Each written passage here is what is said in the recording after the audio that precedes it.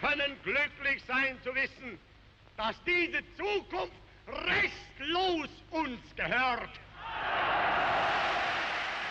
Adolf Hitler had never disguised his belief that the Soviet Union would be his regime's ultimate enemy.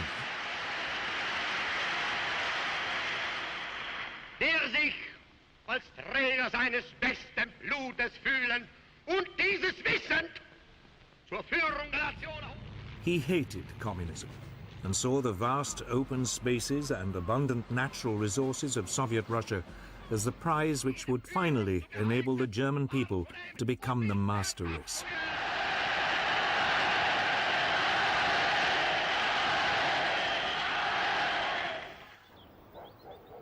Throughout the early months of 1941, as he stayed at the Berghof, his country retreat in the Bavarian Alps, Hitler planned his greatest gamble.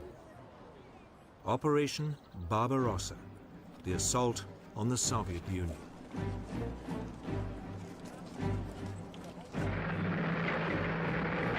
Steadily, his armies were redeployed to the east and re-equipped for what would be their greatest challenge.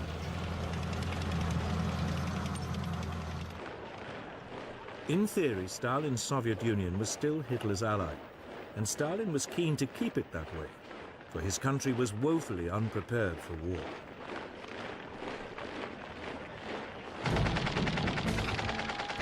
The mighty Red Army, once the largest and most technologically advanced in the world, had been devastated by Stalin's purges in the late 1930s.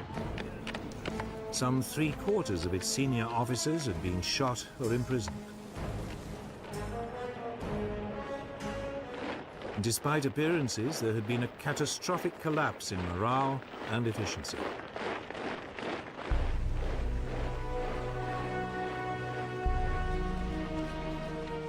As German soldiers now flooded into neighboring Poland, Stalin, desperate to maintain the peace, gave orders that nothing should be done to offend Hitler.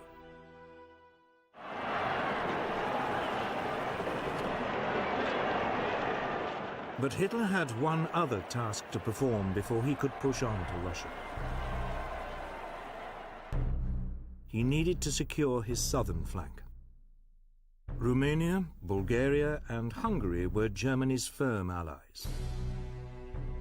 But in March 1941, a Yugoslav government sympathetic to Germany was overthrown by pro-British forces. Its next-door neighbor Greece was also pro-British.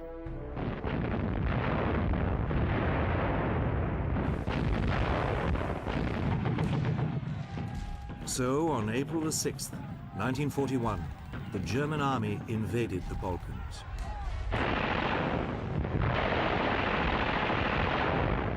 "33 German divisions moved into Yugoslavia. They swiftly tore its defenses apart. The capital, Belgrade, surrendered on April 12th.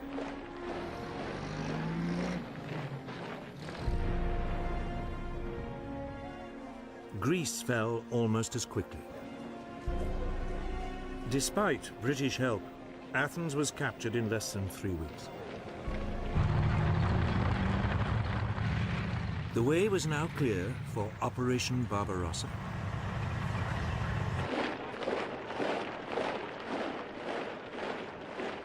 Over 4 million men were to be deployed. They were supported by more than 3,000 aircraft.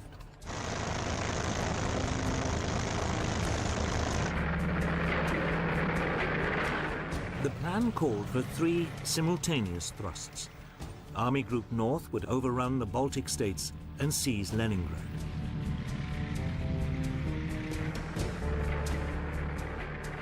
Army Group Center was to advance to Moscow.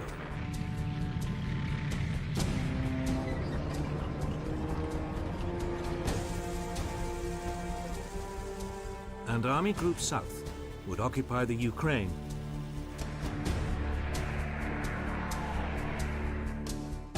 Hitler's generals went silent when he showed them the plan. They were worried it was too ambitious and would spread their forces too thinly. But none dared voice their doubts. The Red Army was much bigger.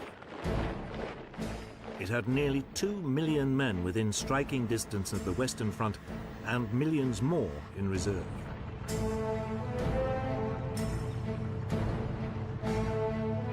The Russians also had more than 20,000 tanks, far outnumbering Germany's 6,000.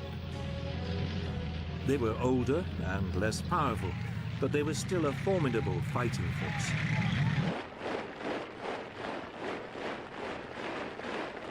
The issue for Germany was, could its superior technology and speed overwhelm the Russians before the Red Army's vast numbers ground them down?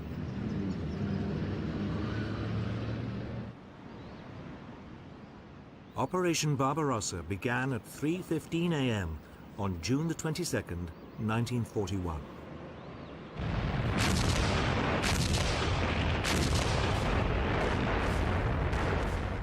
The Luftwaffe joined in at dawn, targeting Soviet airfields.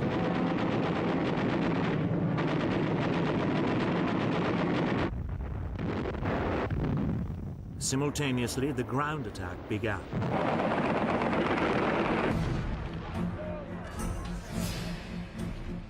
The Germans swiftly crossed the River Bug on the border between Poland and the Soviet Union.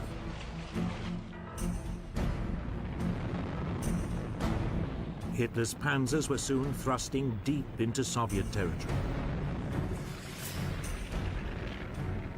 Within 2 days, the panzers had penetrated more than 50 miles. Ill-coordinated Red Army counterattacks were swiftly brushed aside.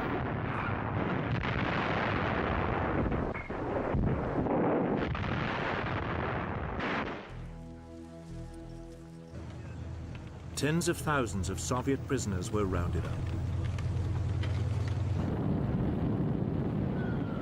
Meanwhile, the Luftwaffe had total domination of the air. The Red Army's leadership seemed paralyzed by the German onrush.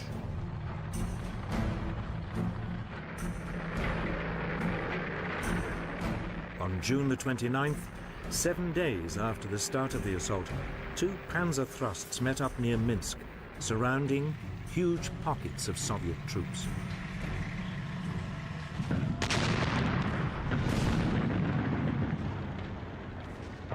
As the follow-up infantry arrived, more than 300,000 prisoners were taken.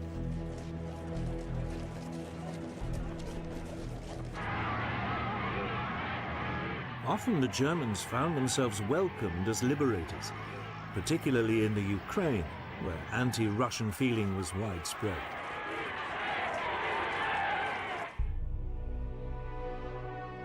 In Moscow, Stalin appeared to have suffered a near breakdown at the news of his betrayal by Hitler. He remained silent for more than a week.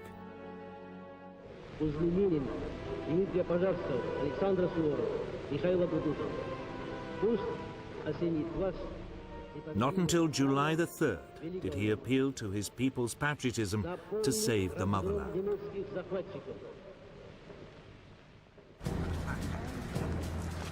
In Britain, the Prime Minister, Winston Churchill, received the news of Operation Barbarossa with very different feelings.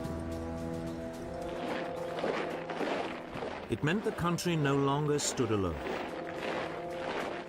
He announced that any enemy of Nazi Germany was a friend of Britain's, no matter what the political differences in the past.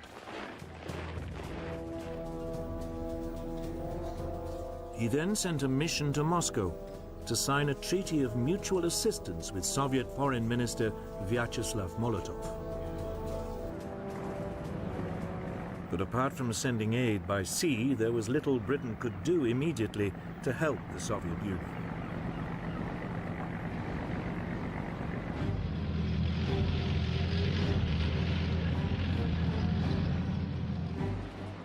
As June turned to July, the German blitzkrieg slashed deeper into Soviet territory. It was beginning to look as if nothing could stop Hitler, but he was about to make his first major strategic blunder.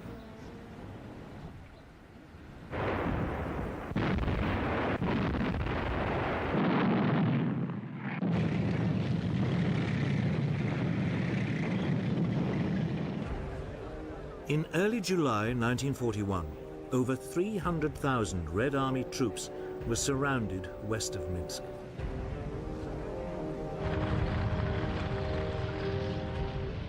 Hitler's panzer commanders, in particular General Heinz Guderian, begged to be allowed to race on. Operation Barbarossa was working like clockwork.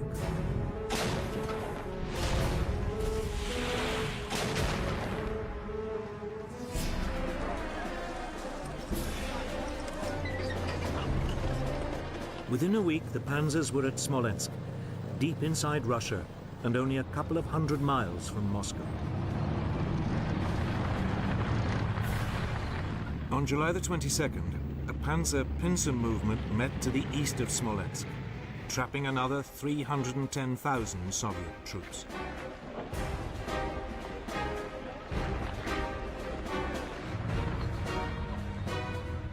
Here there was a brief pause, while the rest of the army caught up. Though the tanks could move at spectacular speed, most of the army still had to walk or rely on horse-drawn transport. But it still only took them 5 days before they arrived and began mopping up. The operation was completed in just 9 more days. Vast columns of Soviet prisoners began trudging west to captivity. Over 2.5 million never returned.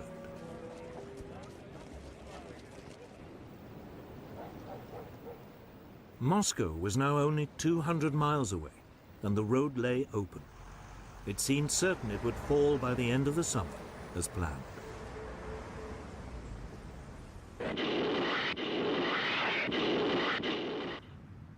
But elsewhere, the German advance was finding the going more difficult. The Red Army was counterattacking more effectively, and by mid-July, Army Group South was still more than 50 miles from Kiev. Hitler decided Guderian's panzers should delay their advance on Moscow and swing south to Kiev to provide help. Guderian objected strongly, but Hitler was adamant. There should be no further advance on Moscow until Kiev had fallen. It would turn out to be a fateful decision. There were already worrying signs the Red Army was not going to be the pushover Hitler had been expecting. Soviet manpower seemed endless. More than 16 million troops were now mobilized. And the Red Army now had some formidable new weapons.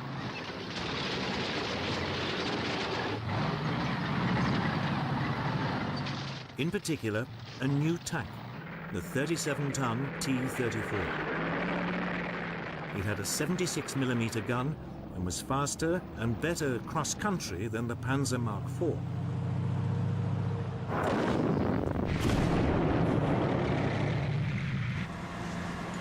Yet, as the blitzkrieg continued, it was easy to miss the warning signs. Guderian's panzer group began its thrust south on August the 23rd, 1941. The panzers of Army Group South struck north 3 weeks later. The pincers met east of Kiev on September the 16th.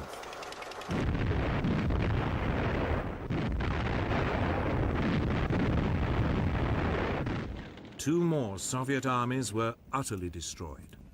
500,000 men were killed or captured.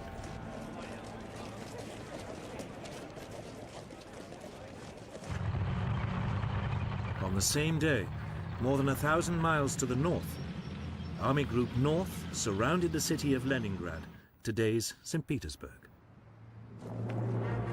It was immediately cut off from the rest of the Soviet Union.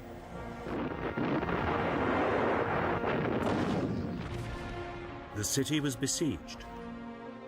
Hitler decided not to storm it, and the German troops settled down to starve it into surrender. Conditions in the city became dire. The only link to the rest of the Soviet Union was across Lake Ladoga to the east, but only a small amount of food could come in by water.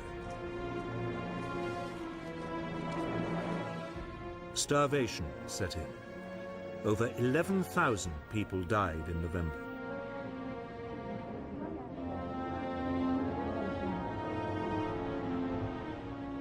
Not until December could an ice road be opened across the lake, and there was a slight increase in rations. But 3,700 people died of starvation on one day in December alone.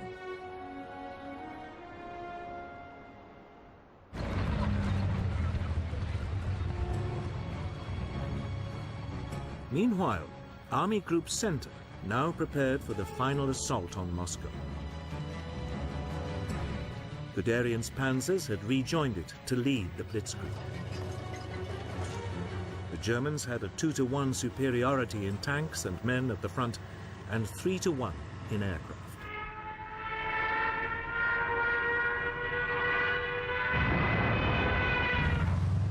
The assault started on September the 20th, 1941. Once again, Guderian's panzers slashed deep through the Red Army. By October the 7th, yet more Soviet troops were surrounded.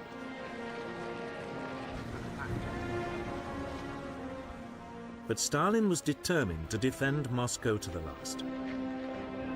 He appointed Marshal Georgy Zhukov to organize the defense of the city.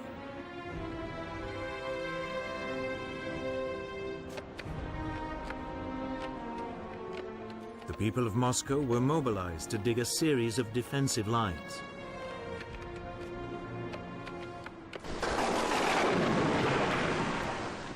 But the real obstacle to German advance would be the weather. On October the 8th, heavy rains set in. German vehicles soon became bogged down in a sea of mud.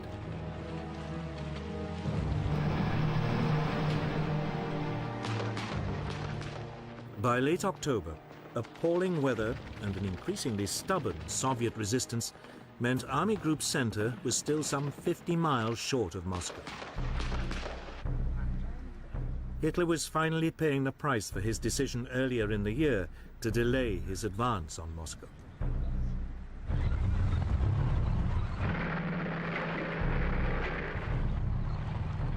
At around the same time, Army Group South reached the Black Sea, trapping yet more Soviet soldiers. Another 100,000 prisoners were taken. But they too were hampered by the weather.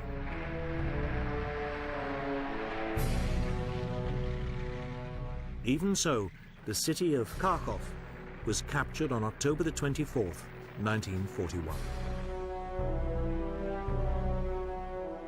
But the weather was now starting to freeze. The German forces, confident the campaign would be over by the summer, were caught unprepared. With no winter clothing, they now suffered terribly.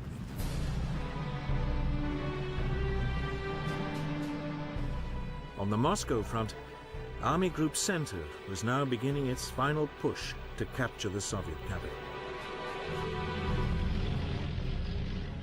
By December the 4th, its leading units were just 19 miles from Red Square. Some reconnaissance patrols claimed they could see the golden domes of the Kremlin glinting in the distance. But that night, the temperature plunged again. Tank engines would not start. Weapons froze. Many soldiers were severely frostbitten.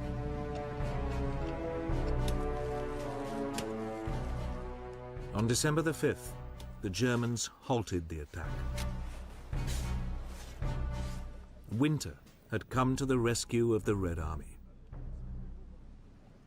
But the Germans were confident that come the spring, they could finish the job.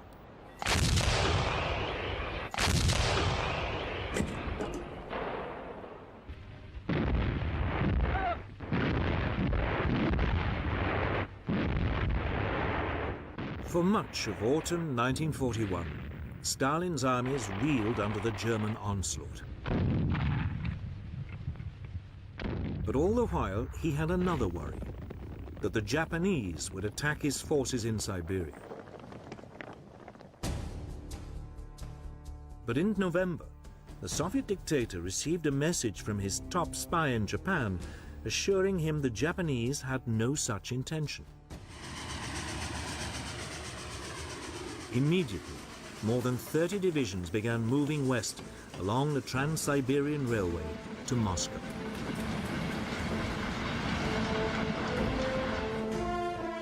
They were well equipped and well trained in winter fighting.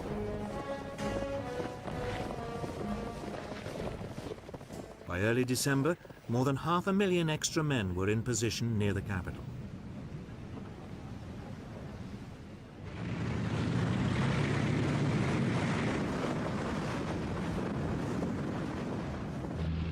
On December the 5th, just as the Germans were abandoning their attempt to capture Moscow, they were hit by a savage Russian attack.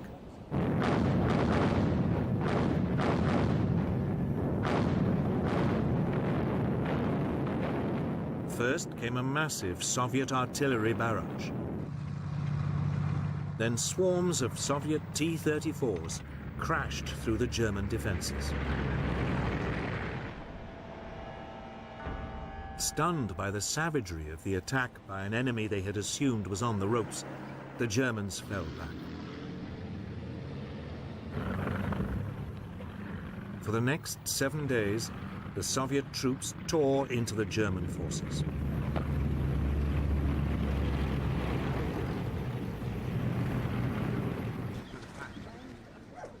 For Hitler, who had only reluctantly agreed to halt the attack on Moscow, it was a terrible blow.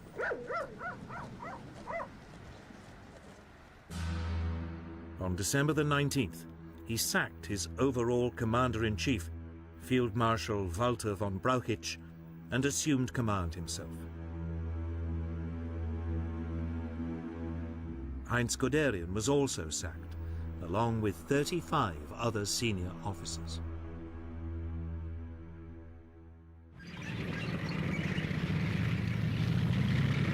Hitler now ordered that there would be no more retreats. The German troops should fight, and if necessary, die where they stood.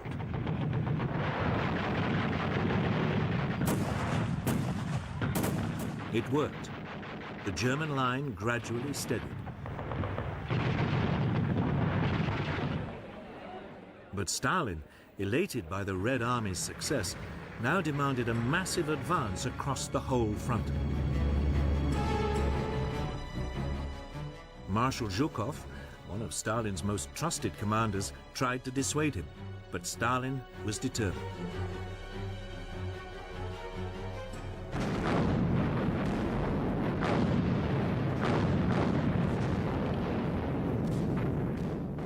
For the next 4 months, fighting swirled inconclusively around the German defensive positions.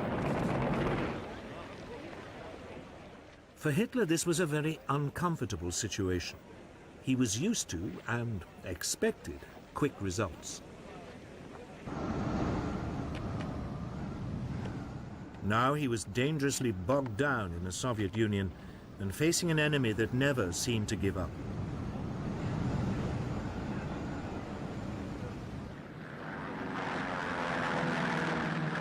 Nor was Russia his only headache. On December the 7th, 1941, Germany's ally Japan attacked the United States without warning. Hitler, with almost no thought, also declared war on the US. With no advanced planning, he had taken on a massive new enemy.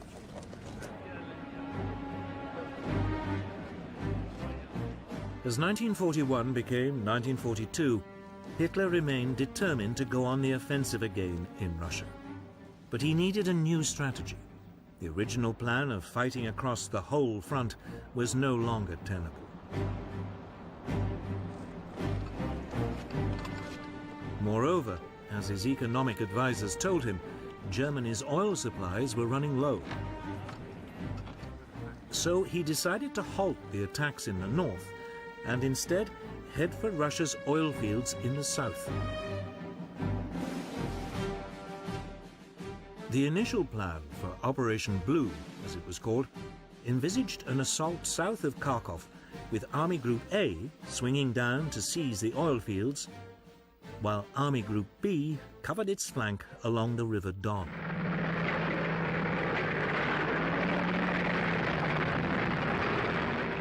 Straight away, there was a brutal encounter with Soviet forces trying to retake Kharkov.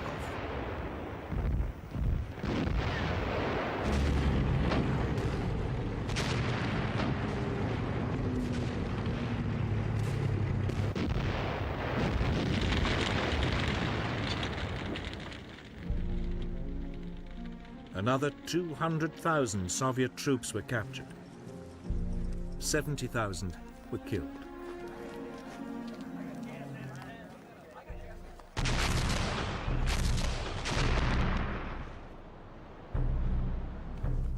As part of the same operation, the Germans tightened their siege of the port of Sebastopol in the Crimea. For 8 months, the defenders had been under constant bombardment from German artillery, including a massive 400mm railway gun.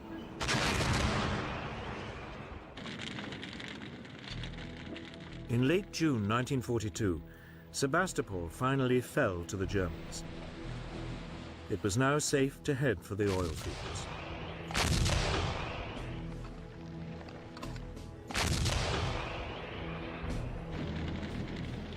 On June the 28th, the offensive began. Army Group B forced its way through to the River Don and advanced along its western bank.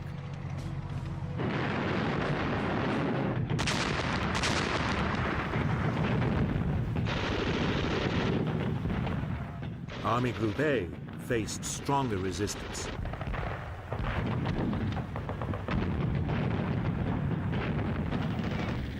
But by July the 9th, it was close to Rostov.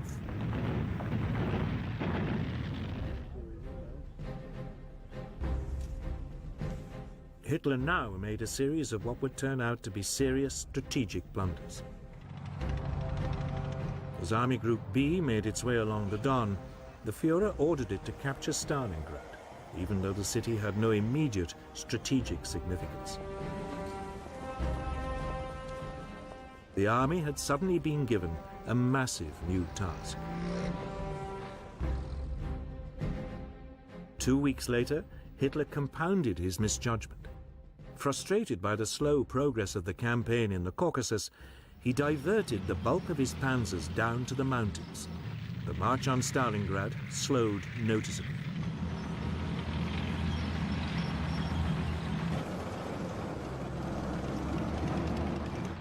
The reinforced Army Group A now raced across the Caucasus to within 70 miles of the Caspian, threatening to cut off all the Soviet armies in the area.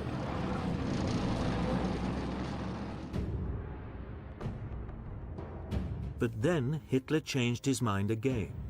Enraged by Army Group B's slow progress to Stalingrad, he now ordered the panzers back up north.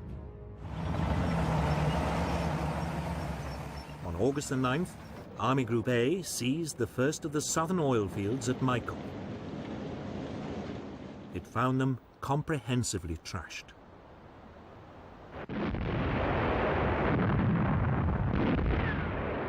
But without reinforcements, it could get no further, and the huge oil fields in the central Caucasus and those near the Caspian Sea remained beyond its grasp.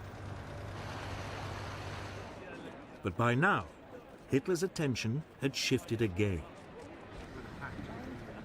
In late August, German forces were within striking distance of Stalingrad.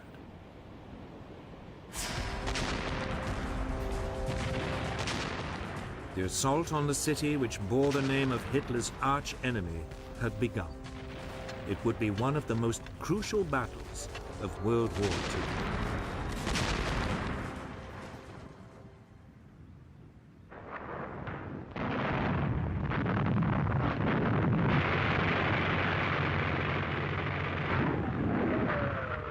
On August the 17th, 1942, General Friedrich Paulus's Sixth Army crossed the Don and began a final push on Stalingrad.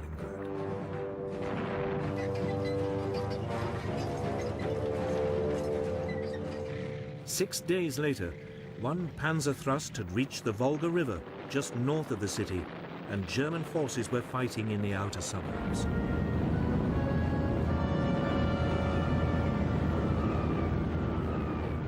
Hitler seemed poised for a famous victory.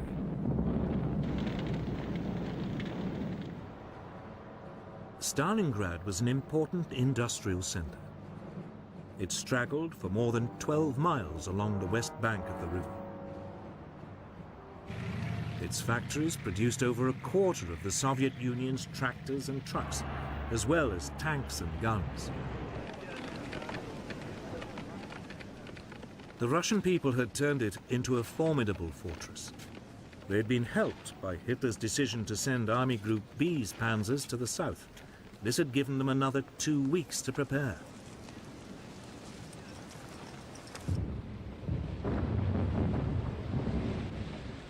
The German plan was to make a direct assault on the city.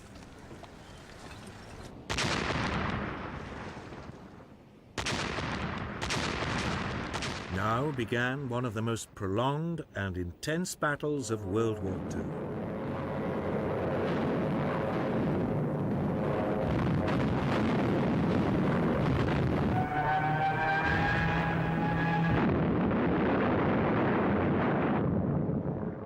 Slowly, the Germans edged forward, street by street, with Stuka dive bombers blitzing just ahead of them.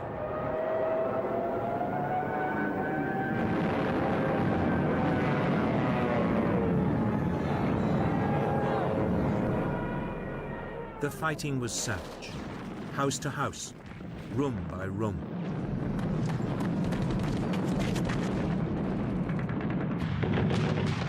The Soviet defenders used the sewers for shelter and communications, and the ruins above for sniping.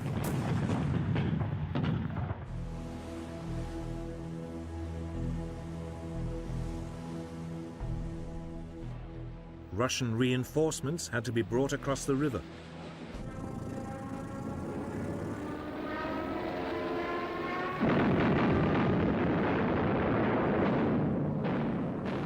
Often they were under assault from the air.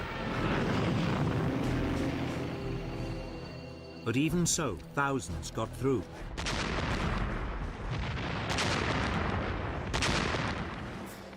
By late September, the Germans had pushed their way through most of the city, almost to the Volga. For Hitler, the capture of Stalingrad was now an obsession.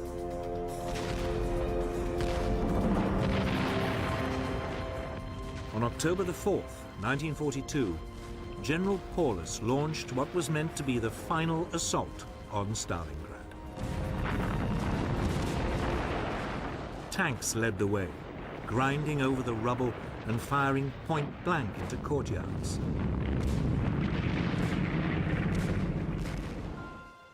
One German officer said, "The advance is measured in corpses, not meters." German victory seemed certain, but in fact, the Germans were dangerously overextended. By mid-November, the Soviet army was bringing in reinforcements. More than 1 million troops, 13,500 guns, 900 tanks, and over 1,000 aircraft were secretly moved to the battle zone.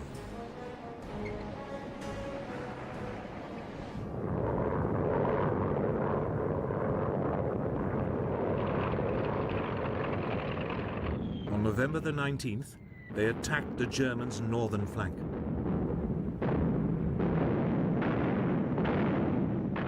After a massive artillery barrage, the T-34s and assault infantry burst through the German positions. Now it was the Germans who surrendered in their thousands.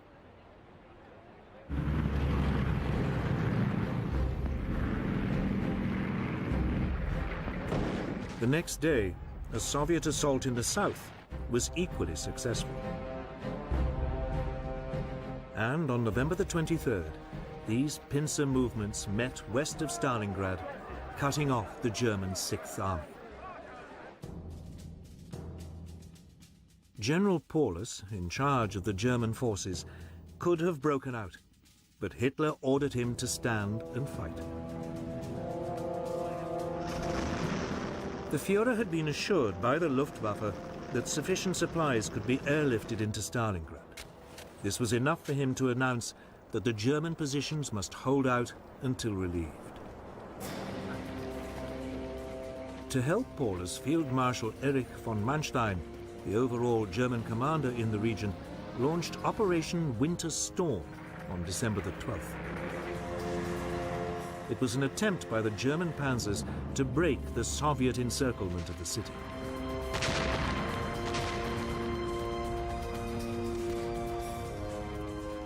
For 2 days it went well, but then Red Army resistance increased. By December the 23rd, the German rescue attempt had ground to a halt about 30 miles from the city. Manstein advised the beleaguered Paulus to attempt to break out of Stalingrad. But Paulus wanted Hitler's permission. This was refused. It was probably too late anyway. Marshal Zhukov now unleashed the next stage of his master plan.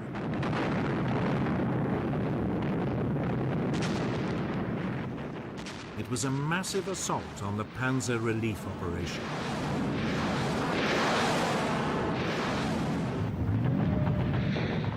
The panzers were pushed back, away from the city, and by the end of December, all hope of relieving the German forces in Stalingrad had gone.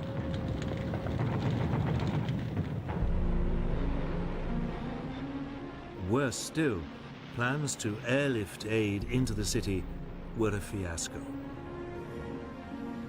The German troops needed 700 tons of supplies a day to survive. They never received more than 80.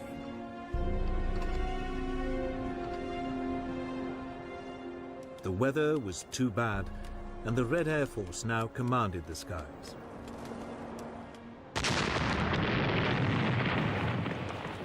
Steadily, the Soviet troops squeezed in on the encircled Germans. 200,000 men were trapped.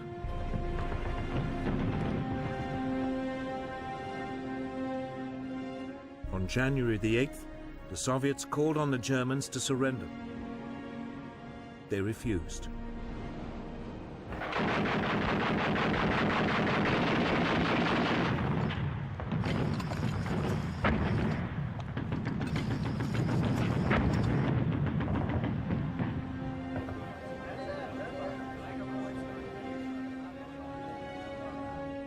On January the 31st, 1943, Paulus was forced to surrender.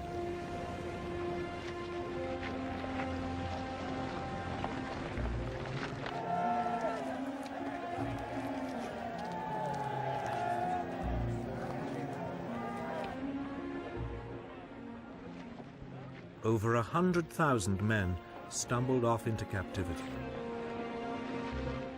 Only 5,000 would ever return to Germany.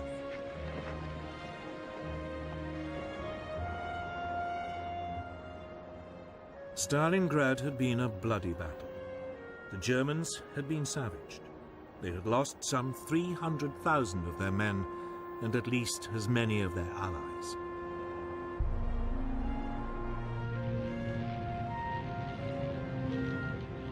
The Russians had lost about the same number, including thousands of civilians. It was Germany's greatest catastrophe in the war so far, but it wouldn't be the last. The Red Army was now inflicting massive defeats on Hitler's forces across the whole Eastern Front.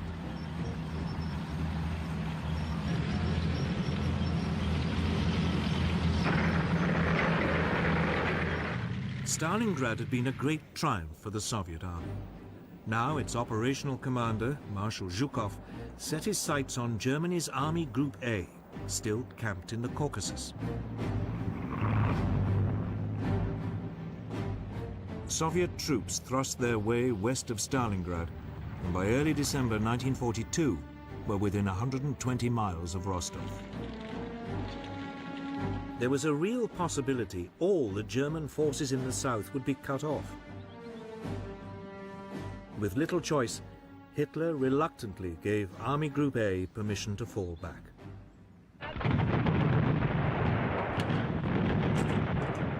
Over the next month, the Germans fought a skillful rearguard action.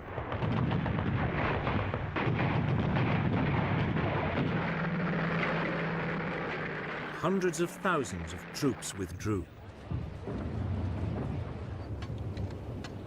Then, on January the 12th, 1943, Zhukov launched an all-out assault.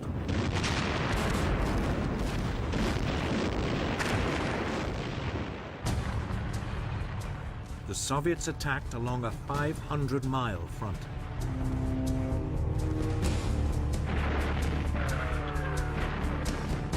Outnumbered 7-1, von Manstein, the overall commander of German forces in the region, fought a brilliant mobile retreat.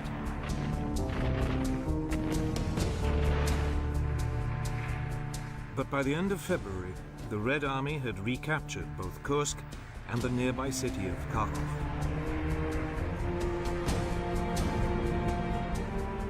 This Russian winter offensive had struck a crippling blow to German power. Over a matter of months, it had lost 1 million men and vast numbers of tanks and guns. The Red Army still had enormous reserves of manpower.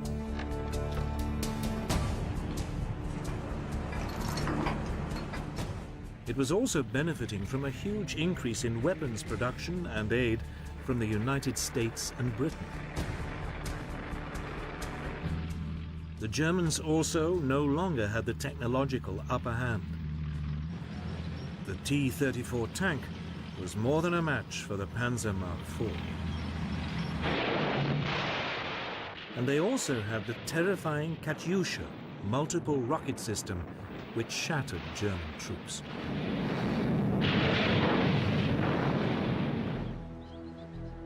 Yet Hitler refused to give up hope. He still dreamed of a preemptive summer assault that would throw the Soviet Union off balance and regain the initiative.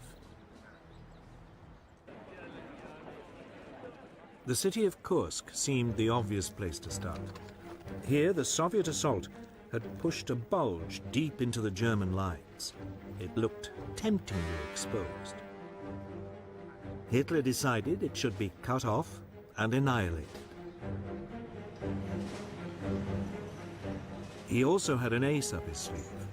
The German counterattack would be led by a new generation of German tanks, specially designed to combat the formidable Russian T-34. The massive but slow 55-ton Tiger had a lethal 88mm gun, and its frontal armor made it almost impervious to Soviet tank guns.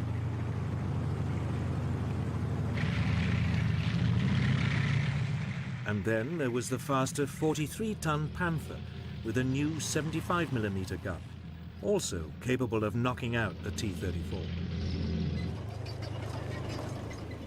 These tanks were so new, Hitler was forced to delay the attack whilst sufficient numbers were manufactured and delivered to the front.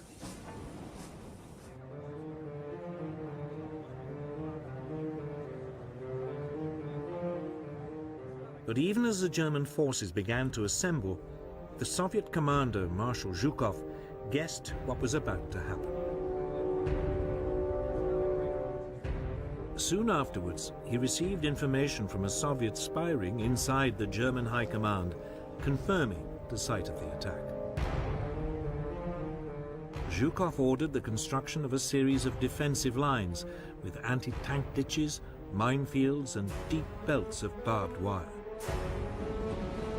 He also massively built up Soviet forces in the area pulling in troops and tanks from less vulnerable parts of the front.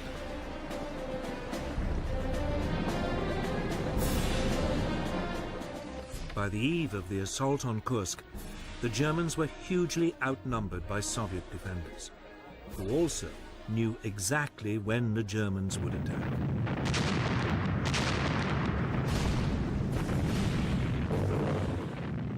On July the 5th, 1943, just as the German troops prepared to assault, they were hit by a huge Soviet artillery bombardment.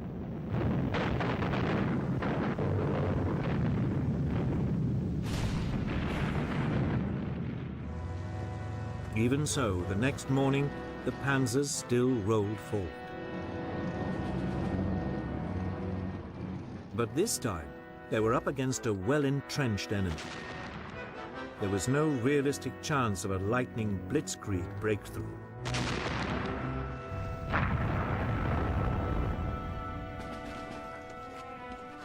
The results were disastrous.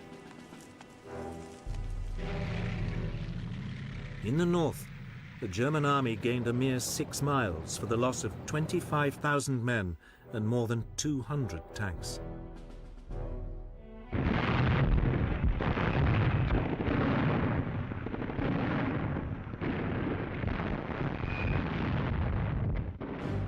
In the south, the Germans fared a little better. A wedge 25 miles deep was driven into the Soviet defenses, but it also came at a high price. 10,000 men were killed and 350 tanks destroyed.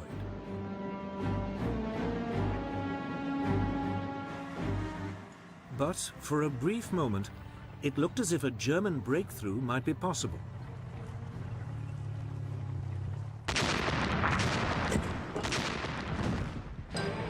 Then Zhukov threw in his reserves. On July the 12th, 1943, 900 tanks charged into the German flank.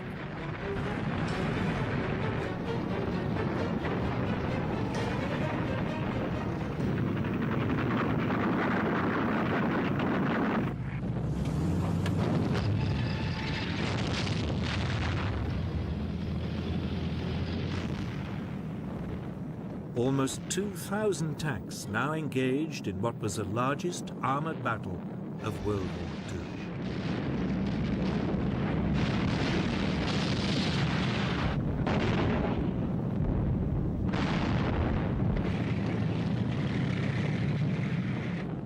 The Soviet T-34s drove into the German lines and opened fire at point-blank range.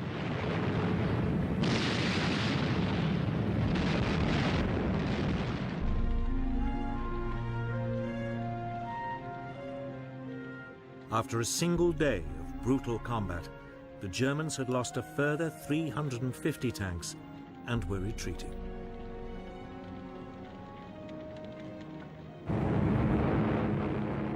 Meanwhile, overhead, there was an epic air battle. Eventually, the Soviet Air Force established supremacy over the Luftwaffe.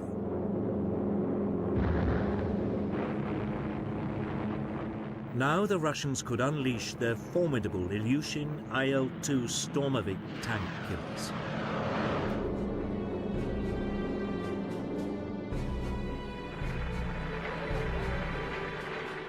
By July the 23rd, the Germans had lost any ground they had gained, and with it, the cream of their army.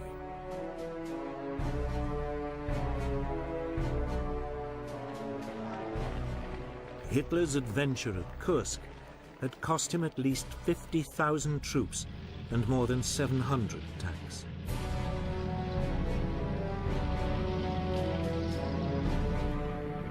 Never again would the Germans launch a major offensive on the Eastern Front.